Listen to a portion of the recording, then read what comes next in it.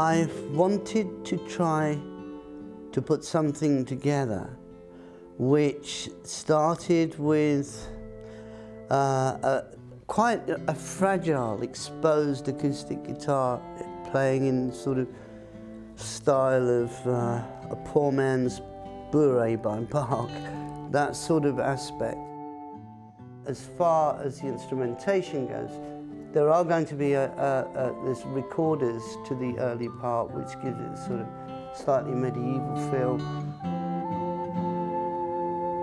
There's a lady who's sure all that glitters is gold, and she's buying a stairway to heaven. That was an idea of John Paul Jones's, to put the recorders on, and he played the recorders. When I actually had the idea for Stairway, that wasn't necessary. I wasn't thinking recorders. I was thinking more the texture of actually the electric piano.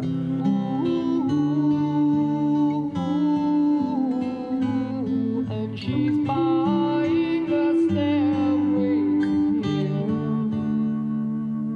There's a sign on the wall, but she wants to be sure, 'cause you know sometimes words have to mean.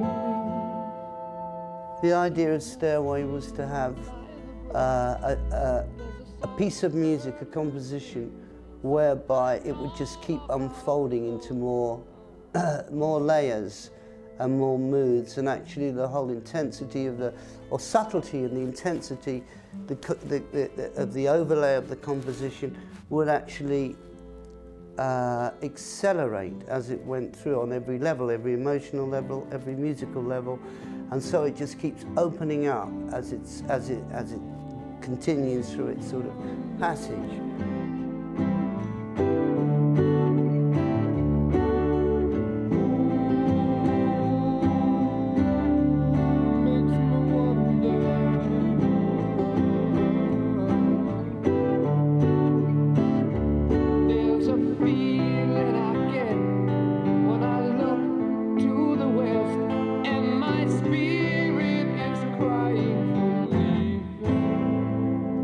Robert was magnificent with his input of lyrics to the music of Led Zeppelin anyway.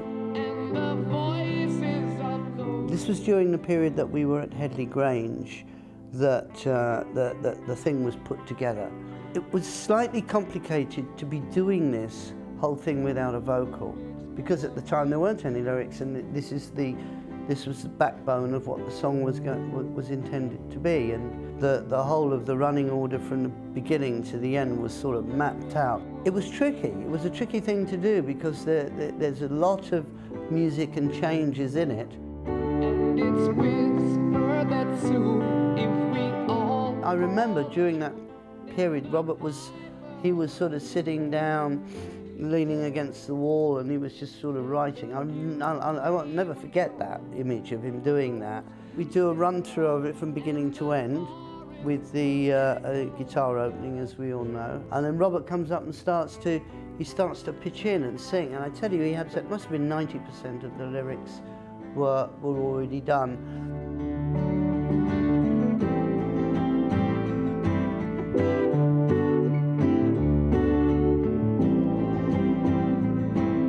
What I'd learnt about John Bonham, that he could be really effective if he came in somewhere down the line on the song. If there's a bustle in your hedgerow, don't be alone there. And so everything is starting to open up on this map, on this journey through. And all of this stuff was planned, you know, it wasn't just an accident or everyone chipping in. It was just, it really was a sort of design.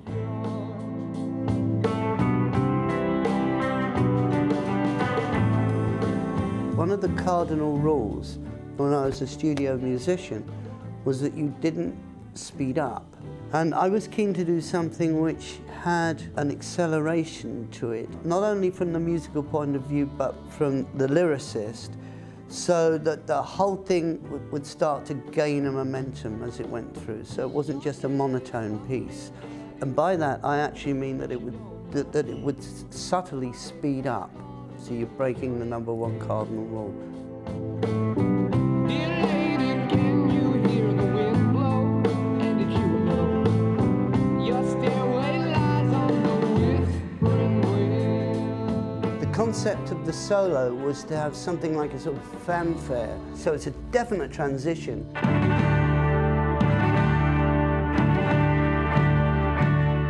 So it comes in with a fanfare to introduce this solo, and the solo is just going to soar right through.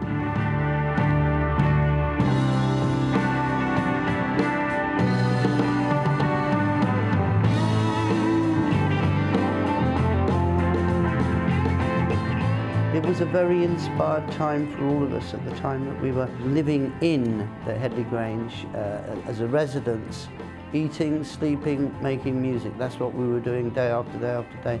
And it sort of tells when you hear the fourth album. But, you know, Stairway is a sort of byproduct of it, of all of that. But, you know, it's obviously been quite substantial as a milestone for Led Zeppelin. At the end of that solo, there's the trills, which lead it into this huge finale, which is the vocal as we wind on down the road.